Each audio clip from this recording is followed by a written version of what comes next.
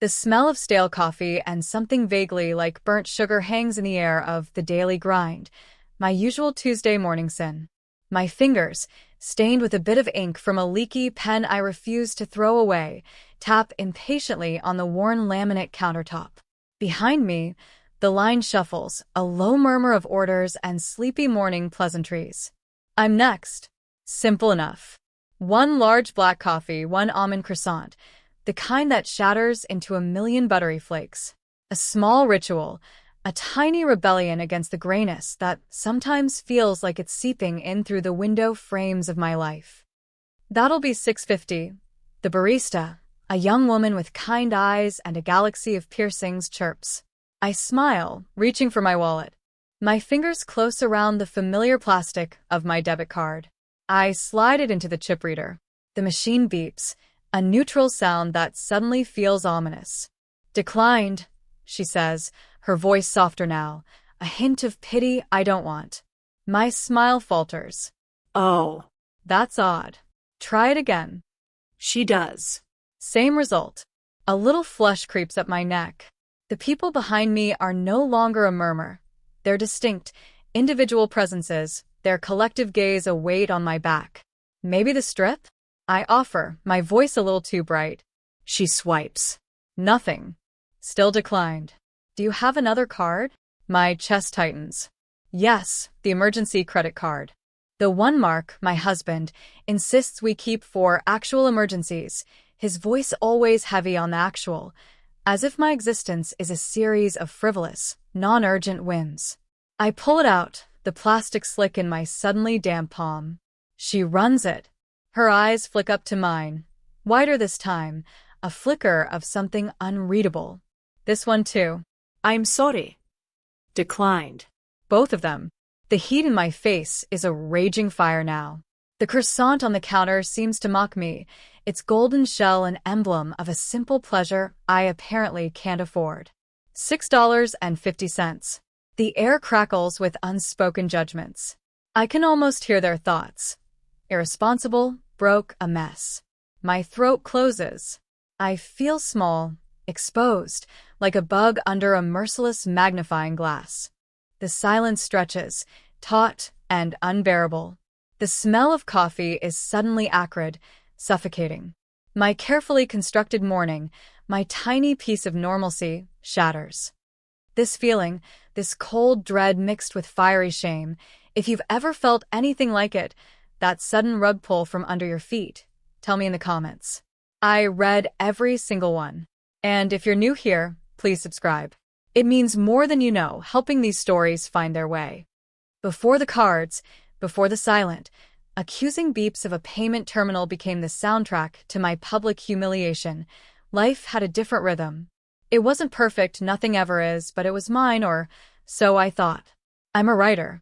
Or, as Mark preferred to call it, I play with words, he'd say it with a smile, the kind that didn't quite reach his eyes, the kind that made it sound like a charming indulgence, like a child playing with building blocks. He's an accountant, Mark.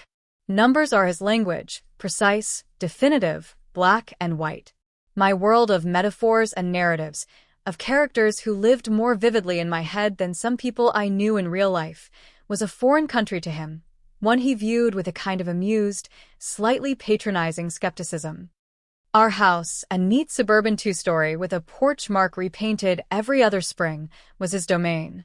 He managed the finances meticulously, efficiently, he'd say. I was never good with spreadsheets. My mind wandered. He liked that, I think. It gave him a sense of control, of being the capable one. Don't worry your pretty little head about it, he'd say, ruffling my hair, when bills arrived or investments were discussed. And for a long time I didn't. I was grateful, even. It freed me up to write, to disappear into the stories I was crafting, usually late at night when the house was quiet, when Mark was asleep, his breathing a steady, rhythmic counterpoint to the frantic tap-tap-tapping of my keyboard. My writing was my secret garden, my sanctuary. I'd been working on a novel for years, a psychological thriller about a woman named Clara, slowly realizing the man she loved was meticulously, insidiously, trying to erase her. It was dark, I know, but it felt necessary. like I was excavating something from deep within. I never showed Mark much of it. In the early days, I tried. He'd skim a few pages, his brow furrowed, and then he'd offer some practical, completely off-base suggestion like, maybe she should get a new hobby, like golf. Or, this is a bit grim, isn't it? People want to read happy things after a while. I stopped sharing. It was easier. My Little Victories, a short story published in an online journal, a complimentary remark from a writing workshop tutor, were met with a cursory, "Oh, that's nice, honey," before he'd turn back to his stock market app or his golf magazine. His disinterest was a shield, in a way. It kept my world safe from his pragmatism. The joint account was his idea, of course. For transparency, for togetherness, he'd proclaimed, shortly after we got married. My small freelance editing earnings, the occasional prize money from a writing contest, it all went in. His much larger salary as a senior accountant went in too. He gave me a debit card, a credit card with a modest limit for emergencies, and a weekly allowance for groceries and little things. It felt a bit juvenile, like being a teenager again, but he framed it as him taking the burden of financial management off my shoulders so I could focus on my writing. How generous, I used to think. How supportive. The irony, it burns now. My desire wasn't for riches, not really. It was for a voice. For the words I bled onto the page to mean something, to connect. For Clara, my protagonist, to find her way out of the suffocating darkness I was writing her into. Maybe, in some subconscious way, I was writing my own escape plan. But at the time, I just thought I was writing a book. A book I poured my soul into, sacrificing sleep, social events, sometimes even meals, because the story demanded it, because Clara's plight felt as real as my own heartbeat. I had an agent, Sarah, who believed in it. She was tough, no nonsense, but her belief was a lifeline. "This is legs, Anya," she'd said after reading the first draft. "Serious legs. But it needs work. Dig deeper," and so I dug. The first hint that Mark's support was more conditional, more controlling than I'd ever allowed myself to believe, came subtly. It wasn't a sudden storm, more like a slow change in atmospheric pressure. I'd won a small regional prize for a chapter excerpt from my novel. $500. Not life-changing, but it was validation, a tangible sign that maybe, just maybe, I wasn't just playing with words. I wanted to use it for a writer's conference Sarah had recommended. A chance to network, to attend workshops, to feel like a professional. When I told Mark, his smile was tight. "Another conference, Anya? Don't you just sit in rooms and talk about books? Can't you do that here?" "It's not just talking, Mark. It's important for my career." I stumbled over the word career, he never called it that. "And this $500, it's going straight into the joint account, right? For us to decide how to best use it." His tone was light, but there was an unmistakable steel beneath it. "Well, I was hoping to use it for the conference fee," I said, trying to keep my voice even. He sighed a long, put-upon sound. "Anya, we're trying to save. For the new car, remember? For that down payment on a bigger place eventually. Every little bit counts. Your hobbies are wonderful, but they need to be financially responsible within the family unit." Family unit. He made it sound like a corporation. My prize money, earned with my words, my effort, was absorbed into the collective, its specific purpose diluted, then denied. I didn't go to the conference. I told Sarah I had a conflict. The $500 went towards new tires for his car. "A much more practical use, don't you think?" he'd said, patting my hand. I nodded, a small, bitter taste in my mouth. That was the beginning of the grayness really taking hold, the first thread pulled in the tapestry of my carefully managed contentment. And I, fool that I was, smoothed it over, telling myself he was just being practical, that he meant well, that he loved me. The true inciting incident, the spark that lit the fuse leading to that awful moment in the coffee shop, wasn't dramatic. It was quiet, almost insidious, like so much of Mark's control. Sarah, my agent, had called a few weeks prior, buzzing with excitement. A publisher, a big one, was interested in my manuscript. They weren't offering a deal yet, just serious interest. They wanted a final, polished draft. Polished. That meant one last, intensive round of edits. Sarah suggested a professional editor she knew, someone renowned for sharpening psychological thrillers into bestsellers. She's not cheap, Anya, Sarah warned, but she's the best. Think of it as an investment. An investment. The word echoed Mark's vocabulary, but in a completely different context. This was an investment in me, in my work. It felt legitimate, vital. The editor's fee was $2,000. A lot of money for us, or so Mark always implied with his constant talk of budgets and savings. I remember bringing it up to him one evening. He was on his laptop, brow furrowed over spreadsheets, the pale blue light illuminating his increasingly stern face. "Mark," I began, my voice a little shaky.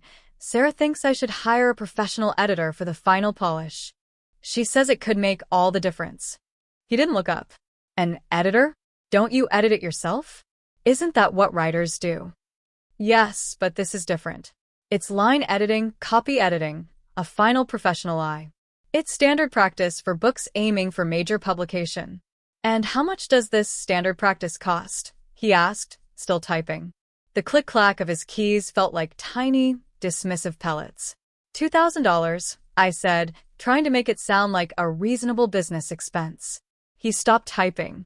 He finally looked at me, his eyes cold, devoid of the warmth I sometimes still convinced myself was there. $2,000? For someone to read your book? Anya, are you serious? It's more than just reading, Mark. It's crucial. Sarah says, he mimicked, his voice laced with a sarcasm that made me flinch. Sarah isn't paying our mortgage, is she?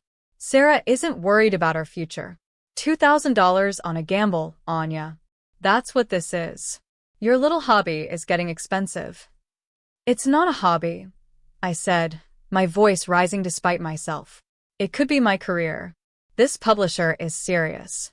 He laughed, a short, sharp, humorless sound. Oh, Anya, you're so wonderfully optimistic. So wonderfully unrealistic. We don't have $2,000 to throw away on a dream, however lovely it might be for you. We do have it, Mark, I pressed, a knot of desperation tightening in my stomach. I know we do. In the savings or... Our savings are for important things, he cut me off, his voice flat and final. For real life. Not for this. He gestured vaguely towards my writing desk in the corner, piled high with notes and drafts, a gesture full of disdain. The argument escalated. Voices were raised, not shouting, but that tense, clipped, angry tone that's almost worse. I pleaded, I reasoned, I tried to explain how much it meant, how close I felt. He remained unmoved, a wall of pragmatic dismissal. It's irresponsible, Anya. And frankly, a little selfish. Selfish. The word hung in the air between us, ugly and sharp. The next morning he was cold, distant. He left for work without his usual perfunctory kiss. I spent the day wrestling with myself. The editor's fee felt like a mountain. But not hiring her felt like giving up, like admitting Mark was right, that it was all just a silly dream. That evening, I made a decision. I had a small, secret stash of cash, birthday money from my mother, a few $100s I'd squirreled away over the years, hidden in an old shoebox at the back of my closet. It wasn't enough, not nearly. But I also had a few pieces of jewelry, gifts from my grandmother, beautiful but rarely worn. I told myself she would understand. I decided I would pawn them. The thought made me sick, but the alternative, letting this opportunity slip away, felt worse. I wouldn't tell Mark. I would pay the editor, get the manuscript polished, and when the book deal came through, a real, solid, undeniable deal, then he would see. Then he would understand. That Tuesday, the day of the coffee shop, was the day I was going to the pawn shop. I needed to fortify myself with caffeine and a croissant before facing that particular degradation. I'd transferred a small amount from what I thought was my accessible part of the joint account to cover my coffee and travel, a tiny transaction. Or so I'd believed. It seems Mark, in his infinite wisdom and control, had anticipated even this, or perhaps the argument had been the final straw for him, the moment he decided to tighten the leash completely. He must have seen the transfer, or maybe he'd just decided, unilaterally, that my access to our money was now entirely conditional on his approval. Hence the declined cards. He hadn't just said no to the editor. He'd taken away my ability to even buy a cup of coffee. He was cutting me off, not just financially, but from any semblance of autonomy. That was the real inciting incident. His quiet, digital act of total financial control, triggered by my desire to invest in my own dream. The walk home from the coffee shop is a blur of shame and a cold, creeping anger. Each step feels heavy, the ordinary street, the cheerful yellow of a neighbor's daffodils. All of it seems to mock my internal turmoil. I don't have bus fare. I don't have coffee. I don't have dignity, it feels. The 2 miles back to our silent, pristine house stretch before me like a desert. My stomach growls a hollow, pathetic sound. When I finally reach the front door, my hands are shaking so badly I can barely fit the key in the lock. Inside, the house is still expectant. Mark's car is gone. He's at work, crunching numbers, oblivious, or perhaps perversely satisfied. The first thing I do is go to his meticulously organized desk. I know where he keeps the checkbooks, the bank statements. For years, I've avoided them, content in my ignorance or perhaps afraid of what I might find or not find. Now, a desperate curiosity, a need to understand the mechanics of my humiliation, propels me. The statements are all there, filed by month, by year. Joint account, savings account, his investment portfolio. I spread them out on the polished wood. My name is on the joint account, yes. But the transactions, the flow of money, it's all him. His salary goes in, then vast sums are transferred out to accounts I don't recognize, investment vehicles in his name only. The family savings he's always talking about, the ones too precious for my hobbies, they're substantial. Far more than enough for a dozen editors. A cold wave washes over me. It's not that we can't afford it. It's that he decided I am not worth it. The control isn't about scarcity. It's about power. His power over me. My allowance, the paltry sum he transfers weekly for groceries, is clearly marked. It's a laughable amount compared to the figures dancing before my eyes. He's been systematically minimizing my access, my agency, for years, all under the guise of responsible financial management. I try to log into the online banking portal. Access denied. My password no longer works. He's changed it. Of course he has. He's thorough, Mark. Meticulous. The anger that had been a cold creep now ignites, a furious, helpless burn. I feel like screaming, like tearing apart the perfectly ordered room. Instead, I just sit there, staring at the numbers, the evidence of his calculated deceit, his quiet, suffocating control. My first attempts to adapt are clumsy, desperate. I call my mother. Mom, can I borrow a little money? Just until things get sorted out here. Her voice is hesitant. Is everything all right, Anya? Mark usually handles all the finances, doesn't he? He's so good with money. Mark has cultivated his image well. The responsible, caring husband. How do I explain this without sounding like I'm hysterical or worse, ungrateful? Yes, he is. It's just a temporary cash flow thing. A mix-up with the bank. The lie tastes like ash in my mouth. She agrees to send a small amount, enough for groceries, but her worry is palpable. It feels like another failure, another chip at my independence. I look at my grandmother's jewelry again, nestled in their velvet boxes. The thought of selling them now feels less like a strategic investment and more like a desperate capitulation. But what choice do I have? The editor, Sarah, my manuscript, they're all waiting. Clara is waiting. I find a small, independent coffee shop a few blocks further away, one where they don't know my face, my usual order. I pay in cash, coins scrounged from the bottom of an old handbag, feeling like a fugitive. I nurse a single coffee for hours, using their free Wi-Fi, trying to work on my manuscript on my aging laptop. But the words won't come. Clara is trapped, and so am I. Her fear, her sense of being watched, controlled, it's no longer fiction. It's my reality. Mark comes home that evening, and he's all solicitous concern. Anya, darling, you look pale. Are you feeling all right? I stare at him, searching for any flicker of guilt, of acknowledgement. There's nothing. Just the smooth, bland mask of a caring husband. My cards were declined today, Mark. I say, my voice flat. He feigned surprise a little too well. Declined? Oh, that's terrible.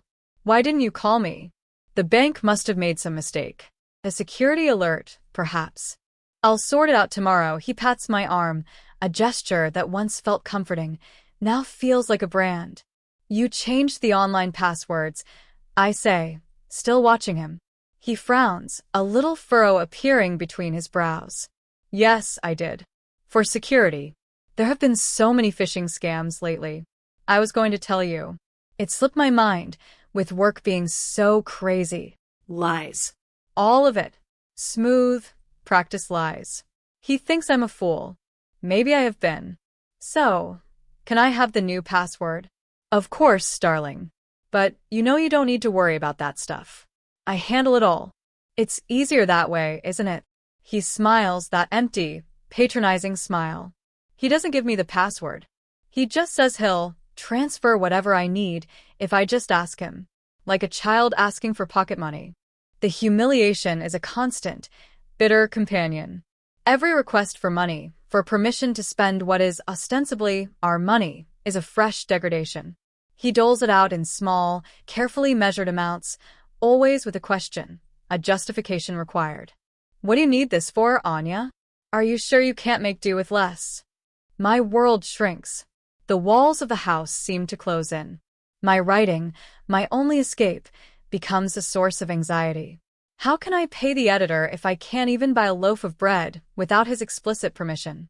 The shame is a heavy cloak, isolating me. Who could I tell? Who would believe me?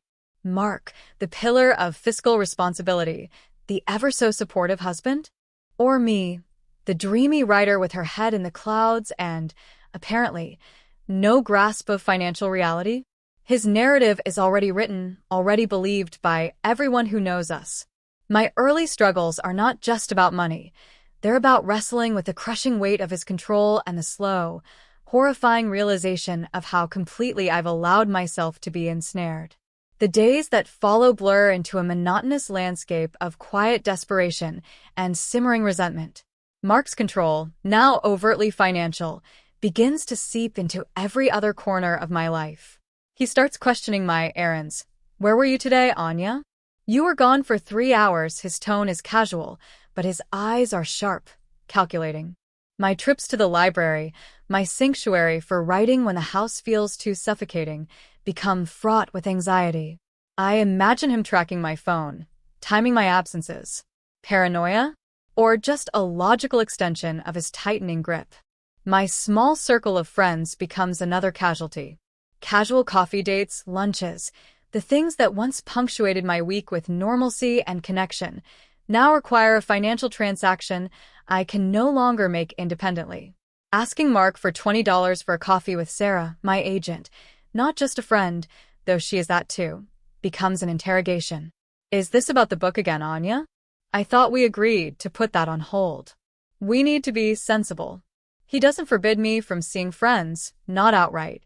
He's too clever for that. Instead, he makes it uncomfortable, awkward. He might call multiple times while I'm out, his voice laced with a subtle impatience. Or he'll make a comment later. Must be nice to have so much free time for socializing while I'm working to keep this roof over our heads. The implication is clear. My time, my connections, are frivolous, a burden on a serious, important life. Slowly, invitations dwindle. I make excuses. It's easier than explaining the truth, easier than facing the pity or disbelief in their eyes, easier than begging Mark for the money and the permission. Isolation becomes my new normal. My writing, my lifeline, suffers the most. The words, once a torrent, slow to a trickle, then almost stop. How can I write about Clara's escape when I am so thoroughly trapped myself? The irony is a bitter pill. My protagonist is fighting a hidden enemy, a manipulator who gaslights her and isolates her. I am living her story, and I have no idea how to write the ending. The editor, the one Sarah recommended, sends a polite follow-up email. I ignore it. What can I say? Sorry, my husband has cut off my funds because he thinks my lifelong passion is a silly hobby. The beautiful, antique desk where I write, a gift from my late grandfather, feels like a monument to my failure. I dust it, rearrange the pens, stare at the blank screen, but the creative well is dry, poisoned by the constant, low-level anxiety and the pervasive sense of being watched, judged, controlled. Mark seems almost pleased by this development. He'll walk past my desk, see the blank screen, and say, "Taking a break from the masterpiece, are we? Good idea. Maybe try baking. You used to make a lovely apple pie." He frames it as concern, as a gentle suggestion for a less stressful activity. I see it for what it is. Another attempt to nudge me back into the domestic box he's constructed for me. The family savings, the ones he's so zealously guarded, become a recurring theme. He talks about them with a proprietary air, as if they are solely the fruit of his labor, his foresight. We need to be careful, Anya. The market is volatile, or I'm thinking of moving some of our savings into a more aggressive portfolio. What do you think? He doesn't actually want my opinion. It's a performance, a way to remind me that he holds the purse strings, that our financial security, our future, rests entirely in his capable hands. And by extension, so do I. The house, once a place of comfort, begins to feel like a gilded cage. Every object, every piece of furniture, seems to whisper of my dependency. The mortgage is paid from the joint account, but it's his salary that covers it. The food in the fridge bought with money he doled out. Even the clothes I wear, many of them gifts from him, chosen by him. One evening I try tentatively to talk to him again. Not about the editor, but about us, about the growing distance between us, the suffocating atmosphere. Mark, don't you feel? I don't know, like we're not connecting anymore. He looks up from his tablet, feigning surprise. Not connecting? What are you talking about, Anya? We're fine. We're great. Just a bit stressed with work, maybe. You're probably just imagining things. You tend to be a bit dramatic, you know. He smiles, that dismissive, patronizing smile that has become a weapon. Gaslighting. Clara experiences it in my novel. Her husband tells her she's too sensitive, that she's imagining his controlling behavior, that he's only doing things for her own good. The parallels are so stark, so terrifying, I can barely breathe. Am I going mad? Am I the one who is unreasonable, overly sensitive? His words, his calm, rational denials, chip away at my certainty. He is so convincing, so self-assured. Maybe I am blowing this out of proportion.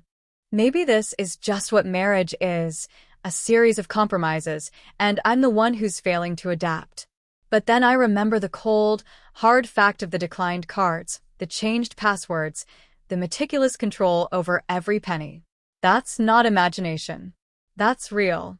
The challenges are no longer just external obstacles. They are internal battles, a war for my own sanity, my own perception of reality. He's not just controlling my money, he's trying to control my mind. And the terrifying part is, he's succeeding.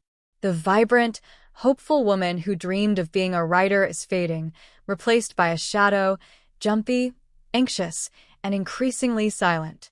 The rising challenges are not just about overcoming obstacles, they are about surviving a slow, methodical erasure.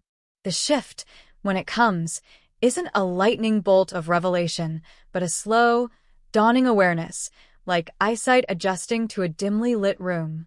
It begins with a stray piece of mail, misdelivered to a neighbor and returned to our doorstep a week late. It's addressed to Mark, from a financial institution I don't recognize, its logo sleek and unfamiliar. Usually, Mark is meticulous about mail, collecting it himself, sorting it at his desk. This one slipped through. Curiosity, a dangerous and newly reawakened sensation, gets the better of me. I wait until he's in the shower, his booming, off-key singing a cover for my transgression.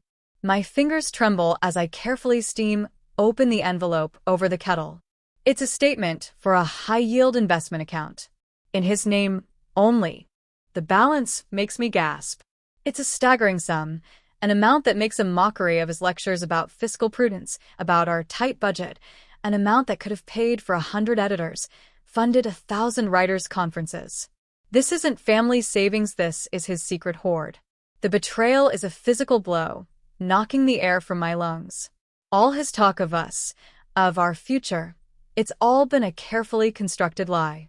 He's not just controlling, he's deceitful, systematically siphoning off marital assets into his own private coffers while preaching austerity to me. The coffee shop humiliation, the constant begging for grocery money, it all clicks into place with horrifying clarity. It wasn't about fiscal responsibility. It was about power, pure and simple. And about greed. The steam has made the envelope flap gummy.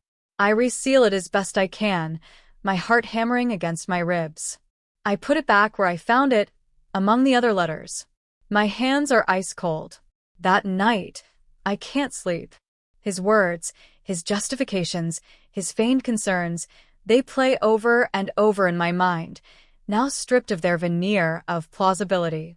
He's not just a controller. He's a thief, stealing not just money, but my trust, my future, my sense of self. The anger, which had been a simmering resentment, now clarifies into a cold, hard resolve. He thinks I'm weak, easily manipulated, a dreamy writer, incapable of understanding the real world. He's underestimated me. The next morning, I look at my reflection. The woman staring back is pale, tired, with shadows under her eyes. But there's a new light in those eyes, a flicker of something steely. The victim narrative, the one he's so carefully crafted for me, the one I'd started to believe, begins to crumble. I go to my writing desk. For the first time in weeks, I don't feel the oppressive weight of failure. I feel something else. A purpose. I open my manuscript file, Clara's story. Her struggle against her manipulative husband suddenly feels intensely personal, deeply urgent. I can't save myself yet, not fully, but maybe I can save Clara. Maybe, through her, I can find my own way. The words begin to flow again, not a trickle, but a steady stream. I write with a new ferocity, a new clarity. I'm no longer just telling a story. I'm bearing witness. I pour all my hurt, my anger, my dawning understanding of Mark's duplicity into the narrative. Clara becomes bolder, more perceptive, her internal monologue sharper, her strategies for survival more cunning. A few days later, another small catalyst. I'm cleaning out a drawer, an old habit of nervous energy, and I find a small, forgotten notebook. It's from years ago, when I first started taking my writing seriously. Tucked inside is a business card from a woman I met at a very early workshop. She was a lawyer who specialized in intellectual property and, as she'd mentioned with a wry smile, messy divorces for creative types. At the time, I tucked it away, thinking I'd never need such a thing. Now it feels like a lifeline. I don't call her, not yet. But I keep the card.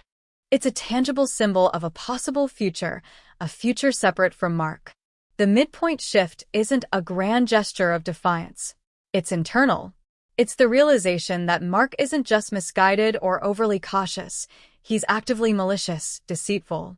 It's the understanding that I am not the problem, he is. This knowledge, painful as it is also liberating. It shatters the fog of gaslighting he's enveloped me in. My writing is no longer an escape. It's becoming a weapon, a tool for reclamation.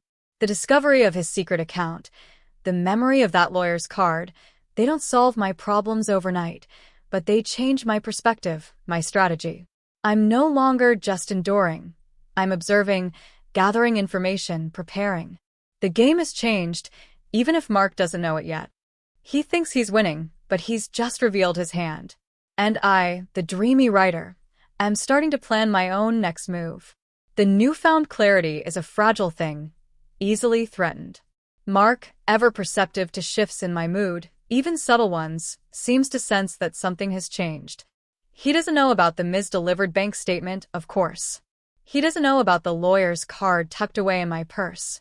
But he senses a new resilience in me, a certain guardedness where there was once only weary compliance. And he doesn't like it. His control escalates, becoming more overt, more punitive. The small sums of money he used to dole out for groceries become even smaller. He starts scrutinizing receipts, questioning every purchase. Did you really need the organic apples, Anya? The regular ones are half the price, or another bottle of that fancy olive oil? Water would be fine for cooking some things. It's not about the money. It's about making me feel constantly inadequate, constantly begging. He begins to actively sabotage my writing time. If he sees me at my desk, lost in thought, he'll find an urgent task for me. Anya, could you sort out the garage? It's a mess, or I need you to call the plumber. The sink is making that noise again. These are things he could easily do himself, things he always used to do himself. Now, they are weapons to pull me away from my manuscript, to disrupt my focus, to remind me of my duties.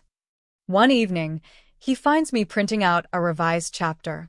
My heart leaps into my throat. I've been so careful, saving my work on a hidden flash drive, emailing drafts to a secret new email address only Sarah knows. "What's this?" he asks, picking up the pages, his voice deceptively mild. "Just some old stuff I was looking at." I lie, my voice trembling slightly. He scans the first page, his eyes narrowing. It's a scene where Clara confronts her husband, lays out his manipulations with cold, precise anger. It's a scene I wrote with a particular, burning intensity. "Still playing with this, are we?" he says, his lips curling into a sneer. "I thought you'd given up on this fantasy." He taps the pages. "This character, this Clara, she's very angry, very bitter, not very likable." His criticism, once something that might have made me doubt myself, now feels like a perverse validation. If he finds Clara unlikable, I must be doing something right. But then he does something that chills me to the bone. He takes the pages, walks over to the kitchen bin, the one with the foot pedal, his favorite for its hygienic efficiency, and drops them in. "Probably best to clear out the old clutter, Anya," he says, not looking at me. "Make space for more productive things." I stare at the bin, my chapter, my words, lying amongst coffee grounds and vegetable peelings. It's a violation, a symbolic act of utter contempt. I say nothing. I can't. The rage and despair are a suffocating tide. All I can do is retrieve the crumpled pages later, when he's not looking, smooth them out, and hide them away. But the message is clear. He will destroy anything that threatens his control, anything that gives me a voice. The deepening crisis isn't just about external pressure, it's about the erosion of my safe spaces. The house feels more like a prison than ever. My writing, once a sanctuary, is now a clandestine activity fraught with the risk of discovery and destruction. He starts suggesting more frequently that perhaps I'm not coping well. "You seem very stressed, Anya. Very emotional. Maybe you should talk to someone. Dr. Evans is very good. My colleague's wife sees him for her anxiety." He says it with an air of concern, but I hear the underlying threat. He's building a narrative, painting me as unstable, unreliable. If I ever try to leave, who will they believe? The calm, rational accountant, or his emotional, unstable wife? My lifeline to Sarah, my agent, becomes tenuous. I can only call her from the library, or on pay-as-you-go burner phones I buy with hoarded grocery money. Terrified, he's somehow monitoring my calls. She's worried. My progress on the edits has slowed to a crawl. "Anya, what's going on?" she asks, her voice sharp with concern during one of our hushed, hurried calls. "The publisher is getting antsy. This MS is gold, but we need to deliver." "I know, Sarah, I know. It's complicated here. How can I explain the full extent of my domestic prison without sounding like I'm making excuses, or worse, completely unhinged?" "Is it Mark?" she asks quietly, and I can only manage a choked affirmative. "Anya," she says, her voice firm, "no book is worth your sanity. If you need help." Her offer hangs in the air, a lifeline I'm too scared, too broken, to grasp. Not yet. The lowest point comes when I discover he's gone through my writing desk. Not just a cursory glance, but a thorough search. My notebooks are out of order, pens scattered. The hidden flash drive, the one with my entire revised manuscript, is gone. Panic, cold and absolute, seizes me. That flash drive is everything. Years of work, my hopes, Clara's entire existence.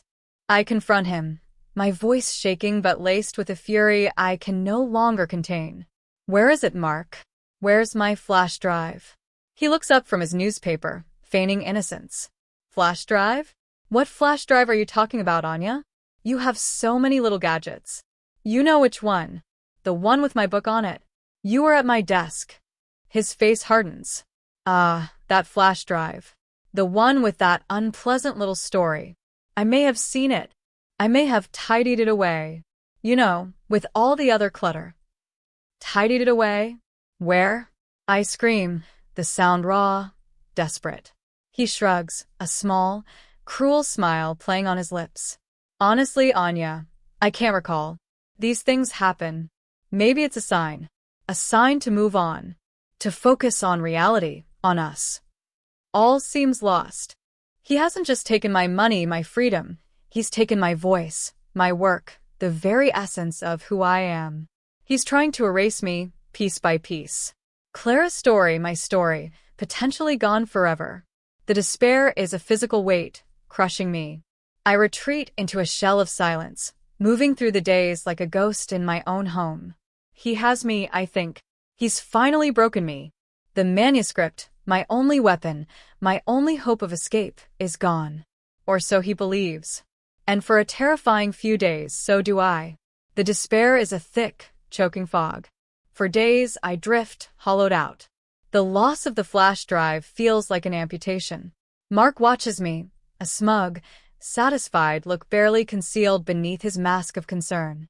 He thinks he's won. He thinks he's finally snuffed out that inconvenient little flame of ambition of selfhood. He thinks he's reduced me to a perfectly compliant, perfectly controlled wife. But he's wrong. He underestimated the resilience of a writer, the stubborn refusal of a story to die. And he underestimated Clara. One bleak afternoon, staring out the window at the rain lashing against the glass, a memory sparks. A tiny, almost forgotten detail. Weeks ago, paranoid about losing my work even before Mark's intrusions became so blatant, I'd set up an automatic cloud backup for my writing folder. Not just any cloud. A secure, encrypted one Sarah had recommended, one that required two-factor authentication for my secret burner phone. I'd almost forgotten about it, a testament to how thoroughly Mark's psychological warfare had eroded my confidence, my memory. My heart gives a painful lurch. Hope, tentative and fragile, unfurls within me. Getting to the library, my only safe access point to the internet, feels like planning a covert operation. Mark has become even more vigilant, his questions about my whereabouts more pointed. I invent a dental emergency, a story he grudgingly accepts, though his eyes are full of suspicion. At the library, my hand shakes so badly I can barely type the password into the public computer. The two-factor authentication code pings on my cheap burner phone, a triumphant little chime. And there it is. My manuscript. Every word, every comma, safe. Clara is still alive. I am still alive. Relief washes over me, so potent it leaves me weak. I want to weep, to laugh. Instead, I download the entire manuscript onto a new, even more carefully concealed flash drive, and then, taking a deep breath, I email the complete, revised version to Sarah. The subject line: Final draft urgent. In the body of the email, I keep it brief. Sarah, this is it. Do what you do best. Things are difficult here. I need this. Hitting send is an act of defiance, a desperate gamble. I have no idea if the publisher will still be interested, if it's too late. I have no idea what Mark will do if he finds out. But in that moment, none of it matters. I've taken back my story. I've taken back a piece of myself. That evening, Mark is in a surprisingly affable mood. He's bought my favorite wine, cooked dinner, a rare occurrence. He talks about a potential promotion at work, about a vacation he's planning for us. A second honeymoon, maybe, he says, smiling, reaching for my hand across the table. His attempts at reconciliation, at drawing me back into the illusion of a happy marriage, are transparent now. He thinks he's pacified me, neutralized the threat of my ambition. I let him think it. I smile, I nod, I play the part of the dutiful, appreciative wife. But inside, something has irrevocably shifted. The fear is still there, a cold knot in my stomach, but it's no longer paralyzing. It's overlaid with a new, steely determination. The decision is made, not in a dramatic pronouncement, but in the quiet, resolute click of that send button. I've done all I can with the manuscript. Now, I have to find a way to do all I can for myself. The lawyer's card, the one I'd found weeks ago, feels heavy in my purse. I take it out when I'm alone, tracing the embossed lettering. It's no longer just a possibility, it's a plan. The turning point isn't just about reclaiming my manuscript. It's the realization that I cannot, will not, live like this anymore. Mark's theft of the flash drive, intended to break me, has instead forged a new resolve. He wanted to erase my story, but he only made me more determined to tell it. He wanted to silence me, but he only amplified my need to speak. The game isn't over. It's just entered a new, more dangerous phase. And this time, I'm not just playing defense. I'm preparing to fight for my life, for my future, with the only weapon I have left, my words and the truth they contain. The days after I send the manuscript to Sarah are a strange mixture of trepidation and a fragile, newly discovered calm. I move through my life with Mark like an undercover agent, outwardly compliant, inwardly counting down the seconds. He continues a charade of the benevolent patriarch, occasionally dropping comments about how much calmer I seem now that I've given up that stressful writing thing. I just smile faintly, a secret burning in my chest. He has no idea. Sarah calls a week later, on my burner phone, her voice electric. Anya. They love it. Freaking love it. They said it's one of the most compelling, authentic psychological thrillers they've read in years. The authenticity. Anya, they kept mentioning the authenticity. Authenticity. I almost laugh. If they only knew. They're preparing an offer, Sarah continues, her voice dropping to a conspiratorial whisper. A big one. They want to fast-track it for next fall. Preemptive. They don't want this going to auction. A preemptive offer. My heart stutters. This is it. This is really happening. But Anya, Sarah's voice turns serious. There's something else. The in-house legal team at the publisher, they read it. And they have some concerns. Not about the book itself, but about you. About potential repercussions. Given the sensitivity of the material. My blood runs cold. Repercussions? What do you mean? They said the portrayal of Clara's husband is so vivid, so specific in his patterns of control and abuse, they're worried about your safety, Anya. They asked if the character is based on anyone real. They asked if you might need legal protection. I sink onto the edge of a library chair, the cheap plastic cold against my legs. They see it. Strangers, reading my words, see the truth I've been living. The truth Mark has tried so hard to deny and conceal. It's a terrifying, validating moment. Tell them Clara is a work of fiction. I manage to whisper, the life feeling heavy and false even to my own ears. But tell them, I appreciate their concern. Before she hangs up, Sarah says, Anya, I've been doing this a long time. This deal, it's going to be life-changing. Get ready. Life-changing. The words echo in my mind. The offer comes through a few days later. Sarah calls me, her voice trembling with excitement. Are you sitting down, Anya? Are you somewhere private? I'm huddled in a quiet corner of a park, the burner phone pressed to my ear. Yes, what is it? It's 7 figures, Anya. For 2 books. A substantial portion up front. We're talking a very substantial portion. She names the figure for the advance. It's astronomical. So far beyond anything I could have ever dreamed, it feels unreal. $10 million. Up front. My mind struggles to process it. $10 million for Clara's story. For my story. Tears stream down my face, silent hot. It's not just the money. It's the validation. It's the escape hatch. It's the weapon I need. Sarah, I choke out. There's something I need you to do. Before anything is signed. Before any announcement. I tell her about the lawyer's card, the one specializing in intellectual property and messy divorces for creative types. I tell her I need to see her immediately.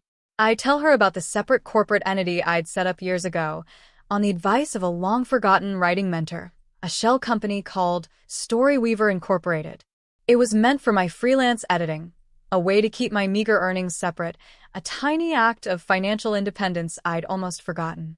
Mark knew about it, but he'd always dismissed it as my little play business. He never paid attention to its details, its administration. He never imagined it could ever handle sums larger than a few $100s. All contracts, Sarah, I say, my voice firming, all monies, must go through Storyweaver Incorporated.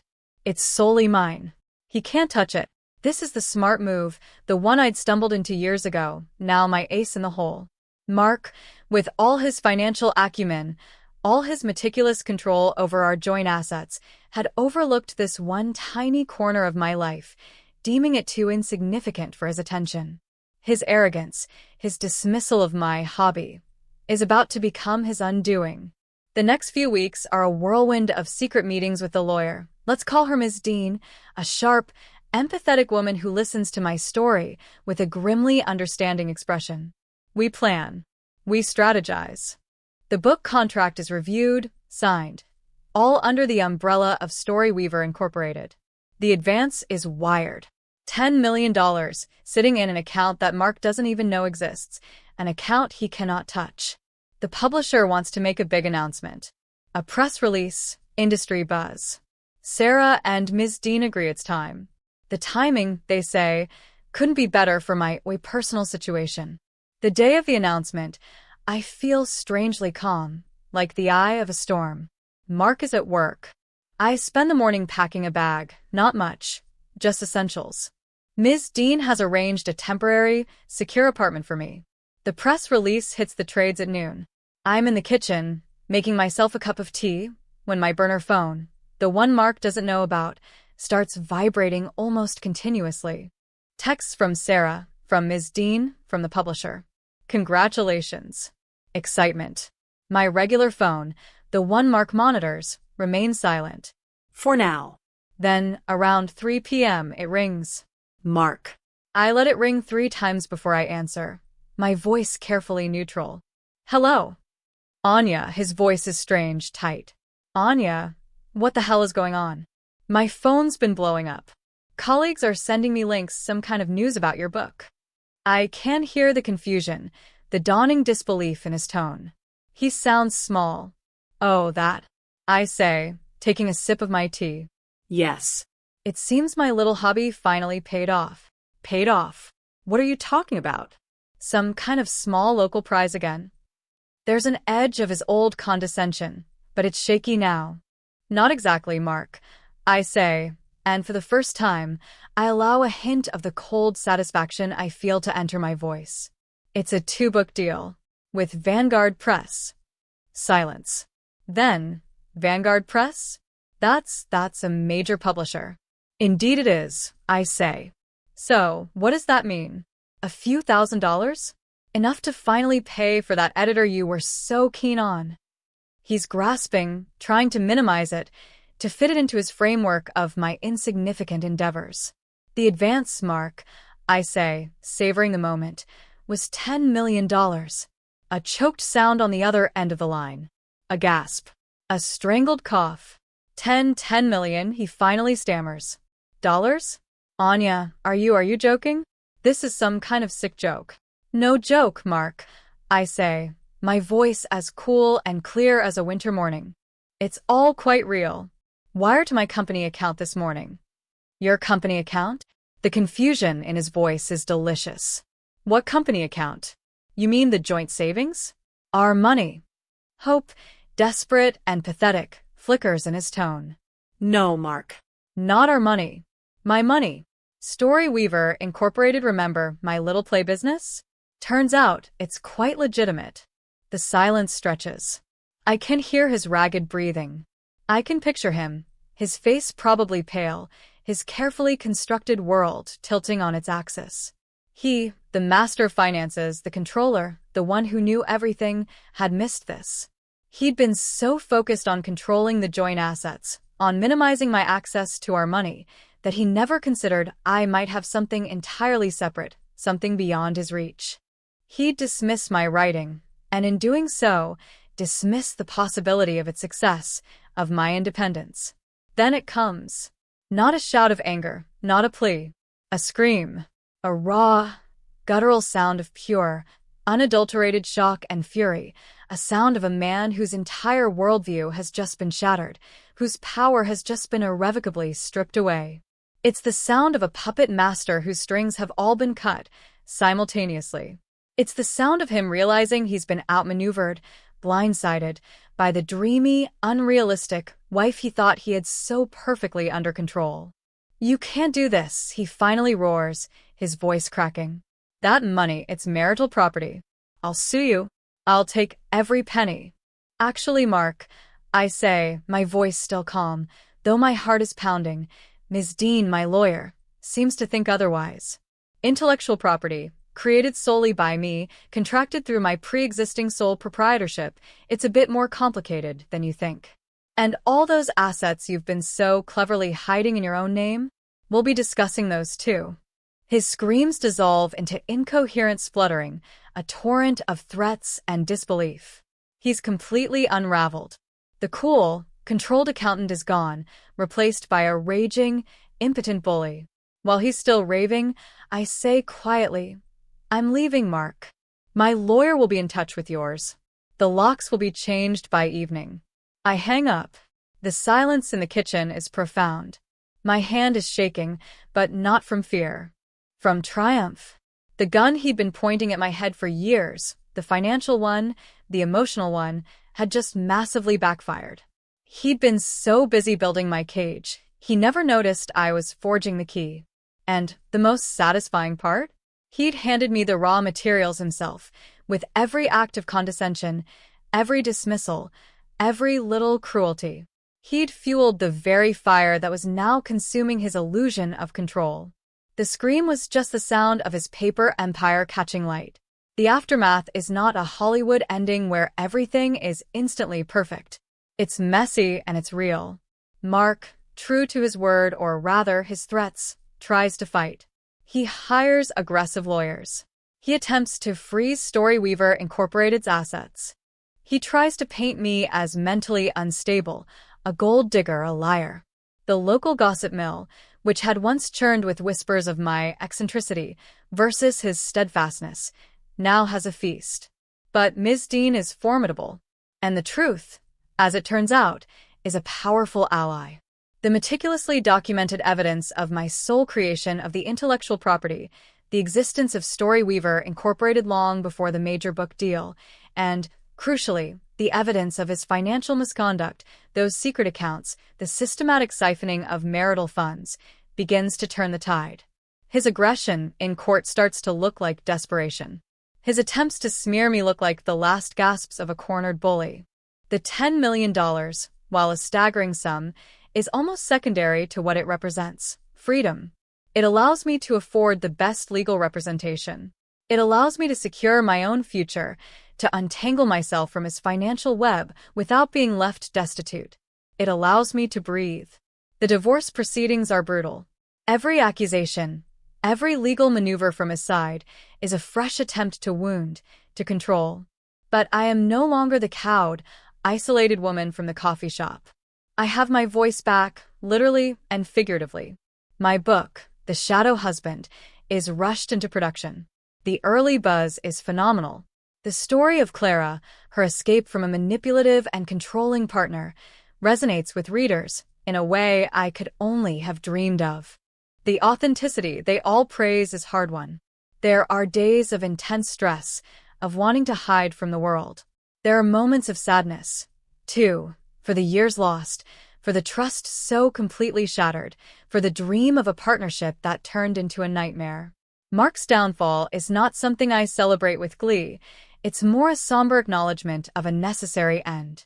Watching someone you once loved, or thought you loved, expose the depths of their ugliness is a painful education. But through it all, there's a growing sense of peace. I have my own apartment now, small but filled with light and books. I write at my grandfather's antique desk, which Ms. Dean ensured was returned to me as personal property. Clara's story is out in the world, and so, in a way, is mine. It's not a tell-all, not a direct transcript of my life. I'm a novelist, after all, not a memoirist, but the emotional truth, the insidious patterns of control, and the desperate fight for freedom, they are all there. And they are helping others. I learn from the letters and messages that pour in. Women who see themselves in Clara, who find a sliver of hope, a spark of recognition. The legal battles eventually conclude. I don't get to keep all of the advance untouched. The complexities of marital law, even with a strong case, mean some division of assets accrued during the marriage. But Storyweaver Incorporated remains mine. My future earnings are protected, and I secure a settlement that leaves me more than comfortable, more than independent. More importantly, I am free. Mark, his reputation in tatters, his hidden accounts exposed, is significantly diminished, both financially and professionally. His scream on the phone that day was the peak of his powerlessness, and everything since has been its echo. Life isn't about grand, dramatic confrontations anymore. It's about the quiet satisfaction of rebuilding, of finding joy in small things. A good cup of coffee I bought myself, a walk in the park without looking over my shoulder, the steady tap-tap-tapping of my keyboard as I begin to imagine Clara's next chapter, or perhaps a new story altogether. The money is a tool, a resource, but the real wealth is the hard-won independence, the reclaiming of my voice, my sanity, myself. The humiliation in the coffee shop feels like a lifetime ago, a scene from someone else's story. It was the end of one chapter, a brutal, painful end. But it was also, I now realize, the necessary catalyst for a new beginning. A beginning I am writing myself, on my own terms. If this story hit close to home, if you've ever had to fight to reclaim your own narrative from someone else's suffocating script, I'd love to hear your version, your strength. Drop a comment with where you're listening from and what time it is, just so I know this story reached you. And thanks for being here. Subscribing helps bring more of these to life, more than you might think.